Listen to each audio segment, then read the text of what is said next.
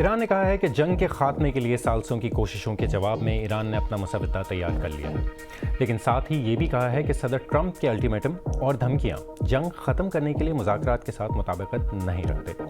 صدر ٹرمپ کہتے ہیں کہ اگر آبنائے ہرمز کو نہ کھولا گیا تو امریکہ ایران کے شہری انفراسٹرکچر کو تباہ کر دے گا، جبکہ ایران کا موقف ہے کہ یہ دھمکیاں جنگی جرائم کے زمرے میں آتی ہیں۔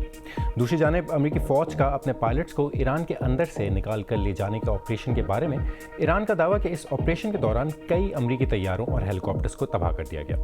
میں ہوں غضنفر حیدر اور آپ دیکھ رہے ہیں BBC نیوز اردو کا پروگرام جہانما۔ پروگرام میں آگے چل کے دیکھیے گا۔ اسرائیل پر ایران کے تازہ حملوں میں مزید ہلاکتیں اور تباہی، تل اویو میں جنگ کے خلاف مظاہرے۔ تازہ صورتحال جاننے کے لیے آپ کو لے چلیں گے یروشلم۔ اور برطانیہ میں ایک نابینا شخص کی میراتھن میں حصہ لینے کی خواہش، لیکن انسانی مدد کے بجائے ایک خاص چشمہ ان کی مدد کیسے کرے گا؟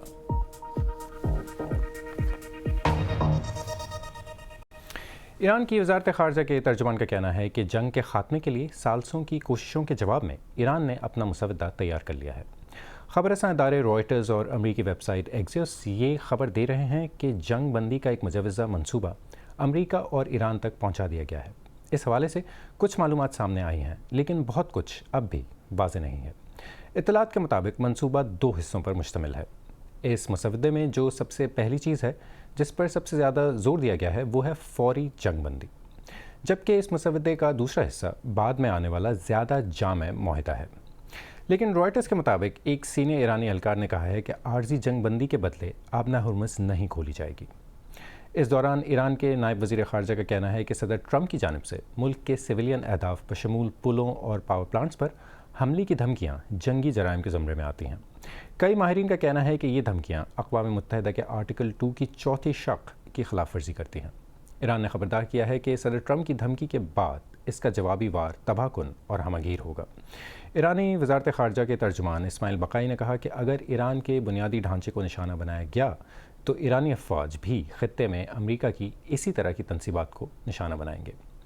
دوسری جانب ایرانی پاسداران انقلاب نے تصدیق کی ہے کہ ان کے انٹیلیجنس چیف مجید خادمی امریکی اور اسرائیلی حملوں میں مارے گئے ہیں۔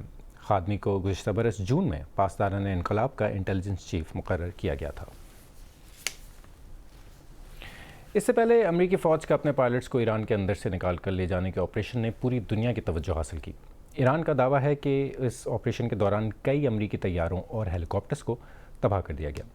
امریکہ اپنے پائلٹس کو بچانے اور ایران انہیں پکڑنے کے لیے کیا کرتا رہا؟ تفصیل دیکھیے جو انوڈ کی اس رپورٹ میں، جسے پیش کر رہے ہیں احسن محمود۔ ایران کے اندر دور تک یہ اس مشن کی باقیات ہیں جسے ڈونلڈ ٹرمپ نے معجزاتی قرار دیا ہے۔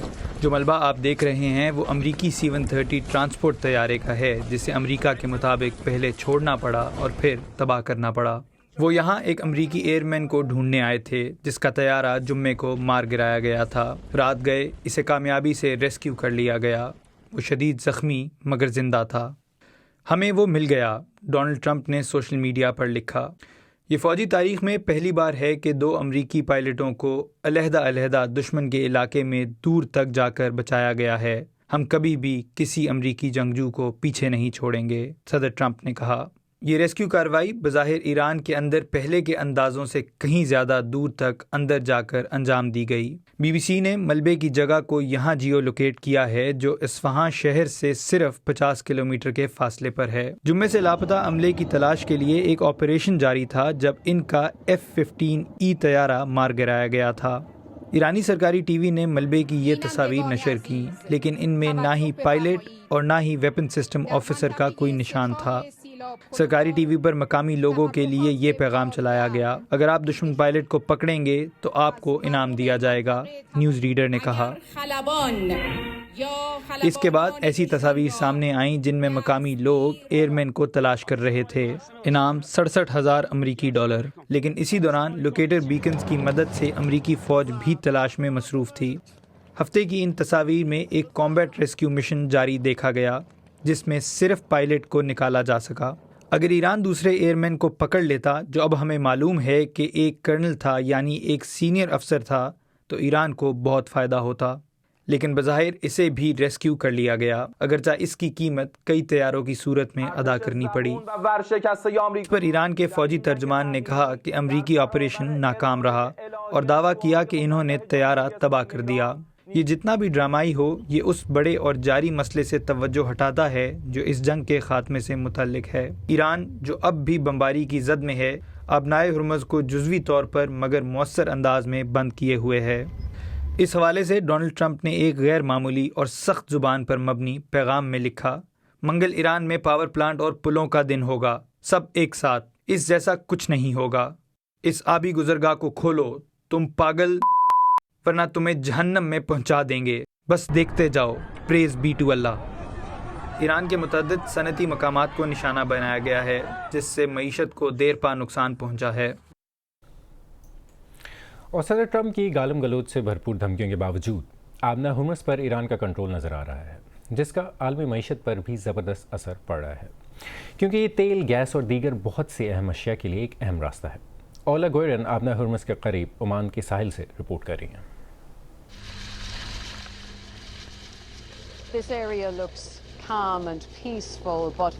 یہ علاقہ پرسکون اور پرامن نظر آتا ہے، لیکن در حقیقت ہم امریکہ، اسرائیل اور ایران کے درمیان جنگ کے میدان کے دہانے پر کھڑے ہیں۔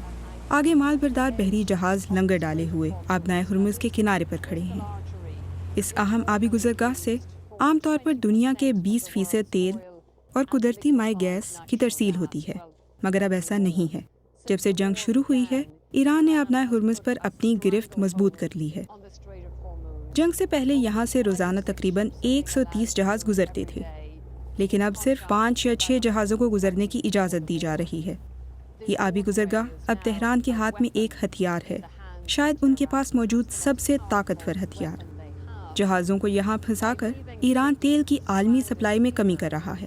اس سے قلت پیدا ہو رہی ہے، قیمتیں بڑھ رہی ہیں، صارفین میں خوف و ہراس پھیل رہا ہے اور عالمی برادری پر دباؤ بڑھ رہا ہے۔ ہم صرف اتنا ہی قریب جا سکتے ہیں۔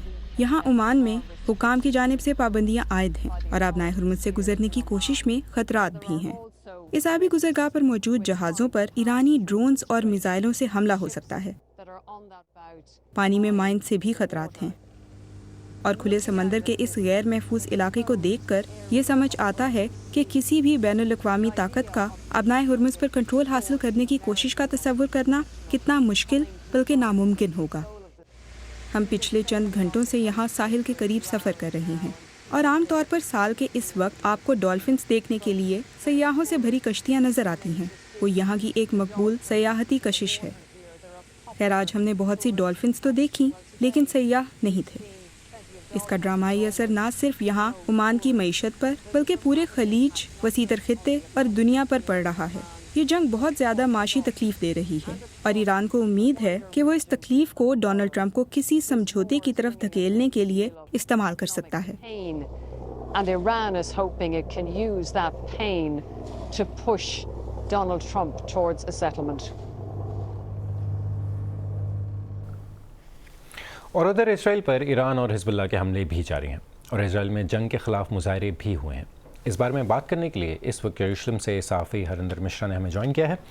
ہریندر، سب سے پہلے تو ہمیں یہ بتائیں کہ اسرائیل پر ایران اور حزب اللہ کے حملوں میں کتنی تباہی ہوئی ہے، اور کون سے شہر اور علاقے جو ہیں وہ سب سے زیادہ نشانہ بن رہے ہیں؟ سب سے زیادہ حملے جو ہیں وہ یہاں پر شمالی علاقے میں ہوئے ہیں، حالانکہ مرکزی جو علاقے ہیں وہ بھی لگاتار وہاں بھی کلسٹر بامز سے جو ہیں وہ حملے ہوتے رہے۔ مطلب کلسٹر بامز لیڈن جو میسائلز ہیں وہ زیادہ تر مرکزی علاقوں پر گرے ہیں، اور اس سے بھی کافی تباہی بھی ہے۔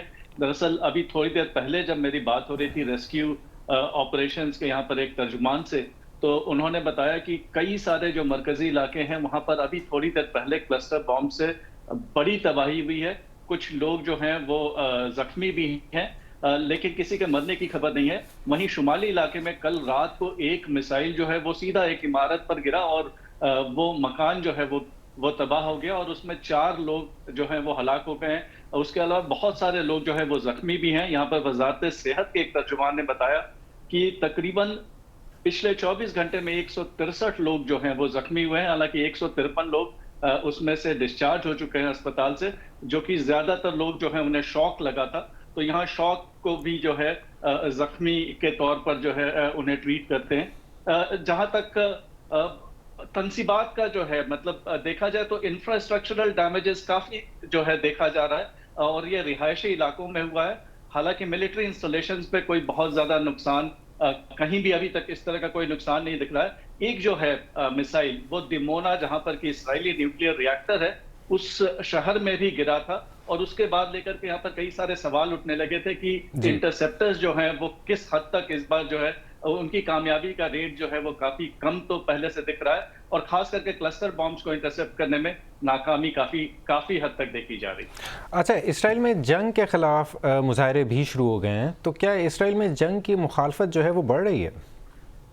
دیکھیں، جنگ کے خلاف جو ہے کچھ یہاں پر مظاہرے ہوئے ہیں، حالانکہ وہ اس میں بہت زیادہ لوگ جو ہیں انہوں نے حصہ نہیں لیا، لیکن کئی سارے شہروں میں جو ہے اس طرح کے مظاہرے دیکھنے کو آئے، اور یہاں پر ابھی جس طرح کے ریسٹرکشنز ہیں، پابندیاں چاروں طرف لگی ہوئی ہیں، اور ہوم فرنٹ کمانڈ کی طرف سے کہا یہ گیا ہے کہ 50 سے زیادہ لوگ جو ہے وہ ایک جگہ اکٹھا نہیں ہو سکتے، تو اس کی وجہ سے ہائی کورٹ نے کچھ حال فی الحال ان کو جو ہے اجازت دی تھی کہ لوگ جو ہے وہ مظاہرے کر سکتے ہیں، لیکن سرکار کے طرف سے یہ کہا جا رہا ہے کہ ان مظاہروں پر پابندی لگائی جائے گی، اور یہ طے کیا جائے گا کہ اس میں زیادہ لوگ حصہ نہ لے پائیں۔ دراصل یہاں پر اندر جو ہے نا کافی مخالفین نظر اب دھیرے دھیرے آنے لگے ہیں۔ پہلے دیکھا جا رہا تھا کہ حزب اختلاف کے لوگ بھی جو ہیں وہ ساتھ کھڑے تھے سرکار کے، لیکن کچھ بغاوتی جو ہیں آوازیں اب سننے کو مل رہی ہیں۔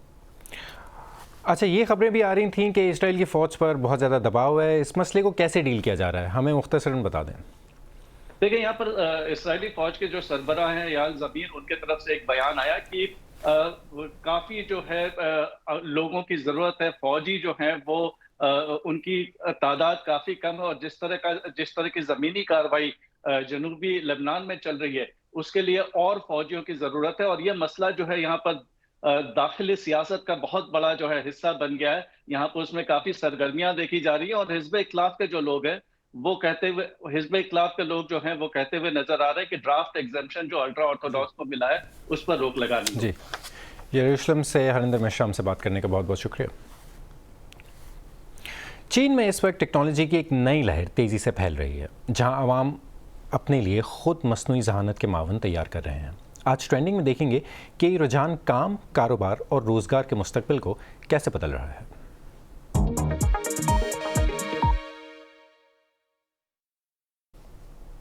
تیز تر، زیادہ مؤثر اور بعض صورتوں میں انسان سے بھی بہتر، چین میں ایک نیا AI ٹول اوپن کلا تیزی سے مقبول ہو رہا ہے۔ یہ اوپن سورس ٹیکنالوجی پر مبنی ہے، جس کی مدد سے صارفین اپنی ضرورت کے مطابق AI معاون تیار کر سکتے ہیں۔ اوپن سورس ٹیکنالوجی اسے کہا جاتا ہے جہاں آپ کسی بھی عام سافٹ ویئر کا کوڈ دیکھ سکتے ہیں، اسے بدل سکتے ہیں اور اسے اپنی ضرورت کے مطابق استعمال کر سکتے ہیں۔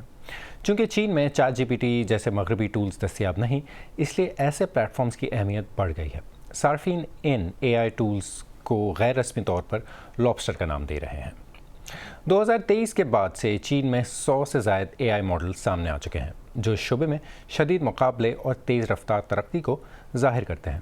چین میں AI کے استعمال کی سطح کا اندازہ اس بات سے لگایا جا سکتا ہے کہ روزانہ استعمال ہونے والے ڈیٹا ٹوکنز کی مقدار تقریباً 100 ٹریلین سے بڑھ کر 140 ٹریلین تک پہنچ چکی ہے۔ ڈیٹا ٹوکنز دراصل AI کے لیے استعمال ہونے والے چھوٹے چھوٹے معلوماتی حصے ہوتے ہیں، جن کی بنیاد پر یہ نظام سوال سمجھتا اور جواب تیار کرتا ہے۔ چین میں اس وقت پیغام واضح ہے، AI کے ساتھ خود کو ہم آہنگ کریں یا پیچھے رہ جائیں۔ تاہم اس رجحان کے ساتھ خدشات بھی بڑھ رہے ہیں۔ سائبر سیکیورٹی کے مسائل، لاگت اور روزگار پر ممکنہ اثرات پر سوالات اٹھائے جا رہے ہیں۔ کچھ کمپنیوں نے اب صرف انہی افراد کو ملازمت دینے کو ترجیح دینا شروع کر دی ہے جو AI ٹولز استعمال کرنا جانتے ہوں۔ میں ہوں ظفر حیدر اور آپ دیکھ رہے ہیں BBC نیوز اردو کا پروگرام جہانما، اور اب ایک نظر ڈالتے ہیں دیگر اہم عالمی خبروں پر۔ آرٹمس 2 جو بدھ کو زمین سے اپنے مشن کے لیے روانہ ہوئی تھی، آج اپنے 10 روزہ سفر کے 5ویں روز میں داخل ہو چکی ہے۔ کچھ ہی گھنٹوں میں برطانوی وقت کے مطابق تقریباً رات 11:47 پر یہ ایک ایسے مقام پر پہنچے گی جہاں اس کے اور زمین کے درمیان چاند کی وجہ سے رابطہ تقریباً 40 منٹ کے لیے منقطع ہو جائے گا۔ اب تک آرٹمس زمین کے ساتھ مسلسل رابطے میں رہی ہے۔ 50 سال پہلے اپولو مشن کا رابطہ بھی اسی طرح منقطع ہو گیا تھا۔ بارودی سرنگیں تلاش کرنے والا ایک مشہور چوہے کی یاد میں مجسمہ نصب کیا گیا ہے، جو اس طرح دنیا کا پہلا مجسمہ ہے۔ اس چوہے کو بہادری پر سونے کا تمغہ دیا گیا تھا۔ مگاوا نامی چوہے نے، جو 8 سال کی عمر تک زندہ رہا، سن 2016 میں اپنے کیریئر کے آغاز سے 5 برس کے دوران کمبوڈیا میں 100 سے زیادہ بارودی سرنگوں اور دیگر دھماکہ خیز مواد کو سونگھ کر تلاش کیا۔ چوہے کا یہ مجسمہ بارودی سرنگوں سے متعلق آگاہی کے عالمی دن کے موقع پر نصب کیا گیا ہے۔ برطانیہ میں ایک نابینا شخص میراتھن مکمل کرنا چاہتے ہیں، لیکن وہ کسی انسان گائیڈ کو ساتھ لے کر نہیں دوڑ رہے۔ اس کے بجائے وہ خاص ہائی ٹیک چشمہ استعمال کر رہے ہیں۔ یہ چشمہ دوسرے لوگوں کو دیکھ سکتا ہے کہ ان کے سامنے کیا ہے، اور وہ لوگ اسے فوراً راستہ بتاتے ہیں۔ ہیون شہر کے 45 سالہ کلارک رینلڈس نے بتایا کہ وہ اگست سے بی مائی آئیز نامی ایپ کے ساتھ ٹریننگ کر رہے ہیں۔ تفصیلات کے ساتھ عمر افریدی۔ کلارک رینالڈز گھر کے پچھلے گارڈن میں بریل نقطوں سے آرٹ بناتے ہیں۔ اس کا مطلب ہے نقطوں کا خیال رکھیں۔ وہ اپنے دوسرے نام مسٹر ڈاٹ سے مشہور ہیں۔ میں پورے ملک کے سکولوں میں جاتا ہوں اور بریل کو آرٹ کی طرح سکھاتا ہوں۔ میں نے یہ کردار بنایا ہے، یہ بریل کے ریڈلز جیسا ہے۔ میں بریل کے نقطوں سے بھرا ہوتا ہوں، اس لیے میرا نام مسٹر ڈاٹ ہے۔ انہوں نے نابینا پن کے بارے میں لوگوں کی آگاہی کے لیے ایک نیا طریقہ ڈھونڈ لیا ہے۔ 3 سال پہلے انہوں نے ایک گائیڈ کی مدد سے لندن میراتھن میں حصہ لیا تھا۔ اب وہ فلائٹ فار سائٹ نامی خیراتی ادارے کے سفیر ہیں اور لوگوں کو اس مسئلے کو بہتر طور پر سمجھنے میں مدد دیتے ہیں۔ نظر کمزور ہونے کا مطلب مکمل اندھیرا نہیں ہے۔ میں ایسے دیکھتا ہوں جیسے پانی کے اندر سے دیکھ رہے ہوں۔ مجھے پتا ہوتا ہے کہ آپ موجود ہیں، لیکن مجھے باریک چیزیں نظر نہیں آتی۔ اس مہینے کے آخر میں وہ اپنے اگلے چیلنج برائٹن میراتھن میں حصہ لیں گے۔ اس بار وہ کچھ نیا کریں گے۔ وہ اسمارٹ چشمے استعمال کریں گے جن میں کیمرہ اور اسپیکر لگا ہوگا۔ ساتھ ہی وہ بی مائی آئیز نامی ایپ استعمال کریں گے۔ رضاکار اس ایپ کے ذریعے دیکھ سکیں گے کہ وہ کیا کر رہے ہیں اور دوڑتے وقت انہیں فوراً راستہ بتائیں گے۔